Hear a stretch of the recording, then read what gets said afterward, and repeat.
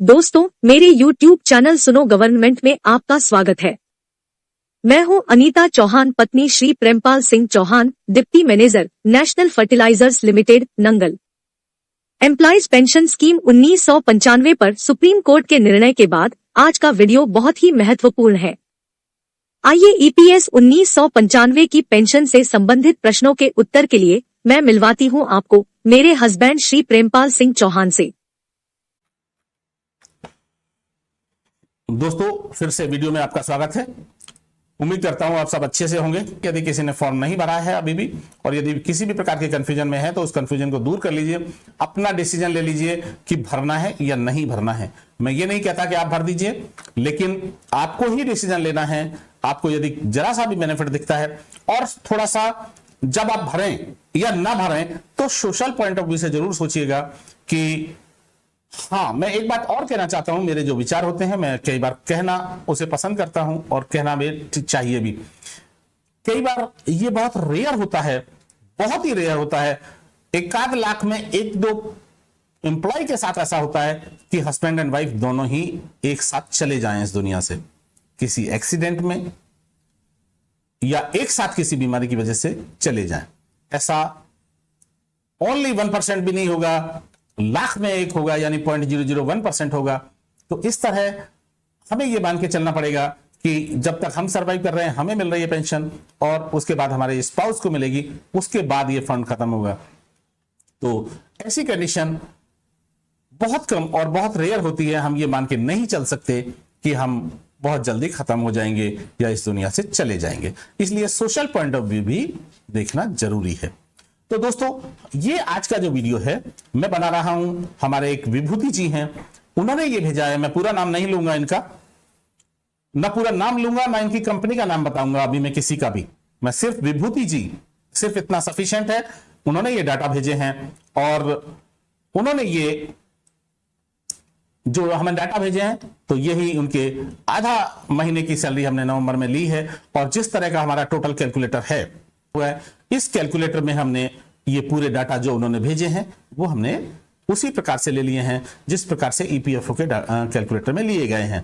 हमने ये पूरी सैलरी डाल दी, इसका 8.33%, 1.16%, इस तरह ये हमने पूरा डालने के बाद में जो अमाउंट हमें पे करने के लिए बन रहा है वो हमने यहाँ पे ले लिया, और ये हमने इसका पूरा ईयर वाइज इंटरेस्ट निकाल लिया जैसा EPFO के कैलकुलेटर में दिया गया है।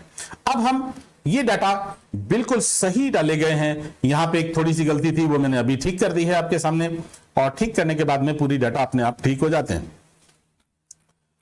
ये मैंने पिछले वीडियो में बताया ही कि हमें यहाँ पे अलग से, हमने जो अलग से पार्शियल इंटरेस्ट कैलकुलेट किया था, वो इंटरेस्ट हमें अलग से कैलकुलेट करने की जरूरत नहीं है। हमने यहीं पे इसको, यहीं पे इसी फॉर्मूले में डाल के हमने ये अलग अलग महीने का कैलकुलेट कर लिया है। आप 2016 में रिटायर हुए हैं, आप फरवरी 2016 में रिटायर हुए हैं विभूति जी, तो इनकी हमने ये, मुझे देखना पड़ेगा कि इनकी फरवरी की जो सैलरी थी वो थी 71,601, लेकिन जो फरवरी यानी जनवरी की जो सैलरी थी, जो फरवरी की सैलरी है, हमने उतने ही दिन की सैलरी ली है जितने दिन की इनकी डेट ऑफ बर्थ है। मैं देख ही लेता हूं नीचे से ताकि मुझे बताने में इजी रहेगा। 10 फरवरी आपकी डेट ऑफ बर्थ है, तो फरवरी की जो सैलरी है वो मार्च में जमा होगी, लेकिन ये केवल 10 दिन की सैलरी, इसीलिए हम लास्ट में आ जाते हैं। केवल हमें 10 दिन की सैलरी ही इसमें, बल्कि 9 दिन की सैलरी, 10 दिन की नहीं 9 दिन की सैलरी हमने ये बुक की है। तो 9 दिन की सैलरी इस पे हमने, मैं अभी देख भी लेता हूं, मैं अभी इसमें फॉर्मूला मैंने डाला हुआ है, एक बार जरा फॉर्मूला देखिए।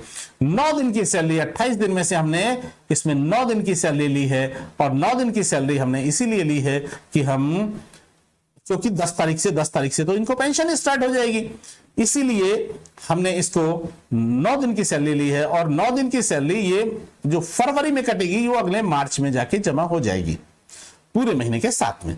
तो इस तरह हमें ये, हम यहां तक यदि अब कैलकुलेट करते हैं पूरे महीने का 10 दिन का यहां से लेके, और ये इस तरह हम पूरा एवरेज निकाल लेंगे। ये माइनस मेरी लिस्ट में ऐसे ही शो हुआ है, इस पे जाने की जरूरत नहीं है। माइनस का मतलब जीरो ही है, क्योंकि जो 15,000 से ऊपर वाला फायदा है, चूंकि यहां जीरो हो गया इसलिए ये कहीं भी काउंट नहीं हो रहा है। यहाँ भी ये कहीं भी हमारी देनदारी में काउंट नहीं हो रहा है, इसलिए ये माइनस आ रहा है, इसलिए इसकी कोई दिक्कत नहीं है, इसे पड़ा रहने दीजिए। मैंने जानबूझ के पड़ा हुआ है तो पड़ा रहने दे देंगे। तो जब हम एवरेज कैलकुलेट करेंगे तो 10 दिन से लेकर 10 दिन तक पिछले 10 दिन की सैलरी यानी 61वें मंथ की पिछले 6 दिन सैलरी हमने यहां ले ली है, जो कि 24,825 आती है। 10 दिन मतलब 9 दिन काट के जब पिछले महीने में आएंगे हमने 9 दिन यानी बाकी 21 दिन की सैलरी हमें इसमें जोड़नी पड़ेगी, तभी ये जाके पूरे महीने होंगे, और पूरे महीने हो जाएंगे तो हम उसका एवरेज इस तरह निकाल लेंगे कि ये हमने दोनों को जोड़ दिया, दोनों को जोड़ने के बाद में हमने डिवाइड कर दिया 60 से। तो इस तरह जब हम देखते हैं तो हमारी ये इस तरह हमने इनकी एग्जैक्ट सैलरी निकाल दी। अब हम देखेंगे कि एक बार हमने फिर हमने इनकी डे वाइज कैलकुलेशन की है। डे वाइज कैलकुलेशन हम देखेंगे तो इन्होंने 13 साल एफपीएस में सर्विस की है। जैसा कि अभी मैं पुराने वीडियो में बता रहा था कि पुराने लोगों को कम फायदा मिलता है कि उनका 21 साल तक की सर्विसेज में है, 21 साल तक का फैक्टर होता है 4.83, और जब हम इसे 105 से मल्टीप्लाई करते हैं तो इनकी केवल 500 होने वाली है। जबकि जो इससे पहले एग्जाम्पल अजय जी का हमने लिया था उसमें उनकी पेंशन 1054 रुपए बन रही है एफपीएस की, और उनकी सैलरी मात्र 1.5 साल है। तो इस तरह हमारी जो पॉलिसी है उसमें चूंकि उनका बाद का फैक्टर यहां ज्यादा, यहां 13 पॉइंट समथिंग से फैक्टर है, तो इसे जब 13 पॉइंट समथिंग से मल्टीप्लाई करेंगे तो ये पेंशन ज्यादा बनती है इनकी। तो इस तरह इन्होंने हमारे जो ईपीएस में 95 तक, यदि हम 9 फरवरी से लेकर यहां तक 16 नवंबर 95 तक देखते हैं तो आपने 7,390 दिन सर्विस की है, और 2 साल बोनस के 730 डेज, इस तरह टोटल डेज इनके हो जाएंगे 8120। जब हम 8120 से इनके टोटल डेज हो गए और हमारी जो एवरेज सैलरी आई वो 49,893 आई है। तो इस तरह हम इनकी जो न्यू पेंशन कैलकुलेट करेंगे वो उसी फॉर्मूले से, डेज वाइज फॉर्मूले से, जो मैंने यहां डाल भी दिया है, pensionable salary into service in days, service days divided by 365 into 70। ये फॉर्मूला मैंने यहीं पे डाल दिया है, कहीं भी जाने की जरूरत नहीं है आपको। पिछले उसमें भी डाला हुआ था लेकिन मैं पढ़ नहीं पाया उसे। तो इस तरह 15,856 रुपए पेंशन बनेगी आपकी नई, और पुरानी पेंशन 509 रुपए। इस तरह टोटल पेंशन आपको बनेगी 16,365 रुपए। अब 16,365 रुपए तो ये आपकी न्यू पेंशन बनी। न्यू पेंशन मतलब हायर पेंशन, जो अभी एक्चुअल बेसिस पे, इसको न्यू पेंशन कह सकते हैं, एक्चुअल पेंशन कह सकते हैं हायर वेजेस पे, सुप्रीम कोर्ट के डिसीजन के बाद। अब हम इनकी पुरानी पेंशन कैलकुलेट करेंगे। पुरानी पेंशन 2014 से पहले आपके 65 सैलरी रहेगी, लेकिन आपने 6863 डेज सर्विस की है।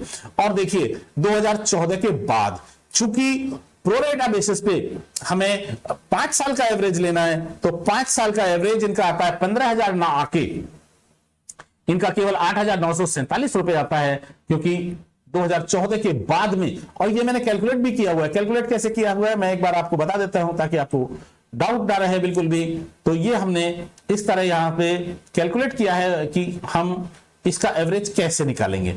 ये देखिए, ये 15,000 हमने सैलरी ली है, लेकिन जितने महीने तक आपने 15,000 सर्विस की है उतने महीने 15,000, और उसके बाद ये 6500 हमने सैलरी ली है।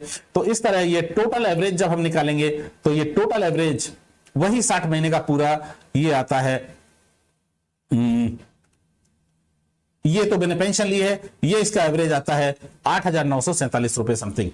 तो इस तरह हमने ये हमारी पूरी पेंशन इसका एवरेज हमने ले लिया कि 8,947 हमने इनके एवरेज सैलरी आ गई। लेकिन इन्होंने ओल्ड में सर्विस कितनी की है, इन्होंने 527 दिन इसमें सर्विस की है। इस तरह हमारी न्यू पेंशन जो हमारी 90 एफपीएस का पार्ट है, पुरानी पेंशन हम कैलकुलेट कर रहे हैं, पूरा एफपीएस का जो पार्ट है वो 509 रुपए है, जो कि हमने यहां कैलकुलेट किया और बताया 509 रुपए। और जो हमारी 2014 तक की पेंशन कैलकुलेट होगी, ये लगभग सभी की फिक्स आती है, क्योंकि 14 तक जिन्होंने भी सर्विस की है उनके इतने ही दिन 6863 डेज और 6500 ये फिक्स है। तो इसलिए 1746 रुपए ये मैंने एवरेज कर दिया है। यदि हम एवरेज नहीं करें, इसको इकट्ठा जाके एवरेज करें, मतलब यहां एवरेज ना करें, तो ये 1 रुपए और कम हो जाएगी। तो ये 1 रुपए और कम हो जाती है। मैं अभी करके भी दिखा सकता हूं इसको कि मैं यहां से राउंड ऑफ हटा दूं, यहां से राउंड ऑफ हटा दूं, और यहां से भी राउंड ऑफ हटा दूं, और जब टोटल राउंड ऑफ करेंगे तो ये 1 हट जाएगा, तो पॉइंट्स में ये आ जाएगा और राउंड ऑफ हमारा सिर्फ यहां रह जाएगा। हम इसे करके भी देख सकते हैं। तो इस तरह जब ये हमने पेंशन कैलकुलेट कर ली, मेरी जो पेंशन कैलकुलेट करके आती है वो आती है 2623 रुपए, और आपको जो पेंशन मिल रही है वो 2626 रुपए मेरी पेंशन कैलकुलेट होकर आती है, और 2623 रुपए आपको मिल रही है। यानी आप समझ सकते हैं और सोच सकते हैं कि मेरी जो कैलकुलेशन है वो कितनी एक्यूरेट है। केवल इसमें जो अंतर पड़ सकता है वो अंतर यही पड़ सकता है कि इन्होंने एक साथ फॉर्मूले डाले हों और यहां पे एक साथ एवरेज ले लिया हो। जब आप एक साथ एवरेज लेंगे, देखिए कई बार ऐसा होता है कि 4-5 बार मिलके 0.6 0.5 से ऊपर का जो पैसा हो रहा है वो 1-1 रुपए बनता चला जाता है, और यदि हम उसे 3 बार जोड़ दें या 2 बार जोड़ दें, 3 बार जोड़ दें, तो वो उतनी बार उतना ही कम हो जाता है। तो एक बार राउंड ऑफ करना और बार बार राउंड ऑफ करने में ये 2-3 रुपए का फर्क पड़ जाता है, ये मैंने बहुत बार देखा हुआ है। तो इस तरह 2623 रुपए आपको विभूति जी को पेंशन मिल रही है और मेरी कैलकुलेट 2626 होके आती है। तो इस तरह मैं मानता हूं कि मेरी कैलकुलेशन बिल्कुल करेक्ट है। इस तरह इफेक्टिव पेंशन हुई इनकी, यानी ये हम घटा देंगे 13,742 रुपए, क्योंकि 13,742 आप पुरानी पेंशन हटा देंगे, जो एरियर मिलना है आपको 2016 से, वो एरियर तभी तो मिलेगा। एरियर मिलेगा आपको 13,742 रुपए, ना कि 16,000। जिस दिन आपका हिसाब किताब हो जाएगा उस दिन से आपकी पेंशन शुरू हो जाएगी। अब हमने 2016 से लेकर ये पेंशन का एरियर निकाला है।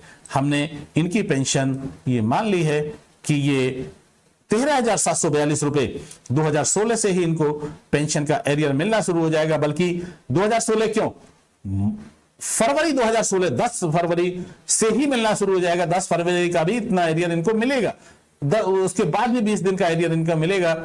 तो इसके बाद भी ये एरियर भी हमने कैलकुलेट किया है। इस तरह हम देखेंगे, जब हम टोटल एरियर कैलकुलेट करते हैं तो टोटल एरियर इनको टोटल एरियर मिल जाएगा 12,13,713 रुपए। और जबकि आपको जून 2023 तक 8,883 रुपए 8,883 रुपए जमा करने पड़ेंगे, और 30 जून 2023 तक ये जिस दिन आप रिटायर हो रहे हैं उस दिन आपको 4 लाख समथिंग, आगे भी नहीं हो रहा है, 4,88,815 रुपए जमा करने पड़ेंगे। और 30 जून तक, अभी जून 2023 तक आपको 8,83,000 रुपए जमा करने पड़ेंगे। इसलिए ये अमाउंट आपको जमा करना पड़ेगा और ये आपको एरियर मिल जाएगा। चूंकि आप देखिए ना, आपका टाइम कितना है, 2016 भी पूरा ही है, 2016 पूरा मतलब 5 साल उधर, आपको ऑलरेडी लगभग 7.5 साल हो चुके हैं। इसीलिए आप बेनिफिट में रहेंगे। आपको अमाउंट देना है 8,83,000 रुपए, लगभग 9 लाख मान लीजिए, और 12,13,000 आपको इसका एरियर मिल जाएगा। एरियर पे भी लोग डाउट करते हैं कि एरियर मिलेगा कि नहीं। देखिए, एरियर जिस दिन से आपकी पेंशन बढ़ेगी उस दिन से आपका एरियर ड्यू हो जाता है। उसी डेट से इंटरेस्ट भी मिलना चाहिए और उसी डेट से एरियर भी मिलना चाहिए, क्योंकि आप हमसे इंटरेस्ट ले रहे हो तो आपको इंटरेस्ट देना भी चाहिए। लेकिन इंटरेस्ट पुराने केस में नहीं दिया गया, इसलिए अभी हम इंटरेस्ट कैलकुलेट नहीं कर रहे हैं। तो ये अमाउंट जो है आपको यहां मिल जाए। इस तरह मैं मानता हूं विभूति जी, ये आपका 1-1 पैसे का हिसाब किताब हो गया, और आप अपना आराम से, यदि आपने फॉर्म भर दिया है तो आप एंजॉय कीजिए और वेट कीजिए आपके पास उनके पेंशन ऑर्डर के आने का। और कब आपको 8,83,000 रेडी रखिएगा और जमा कर दीजिएगा। आपका देखने के लिए बहुत बहुत धन्यवाद। मैं फिर कहूंगा, लाइक और सब्सक्राइब करें तो आपको आगे की इंफॉर्मेशन मिलती रहेंगी। आपका बहुत बहुत।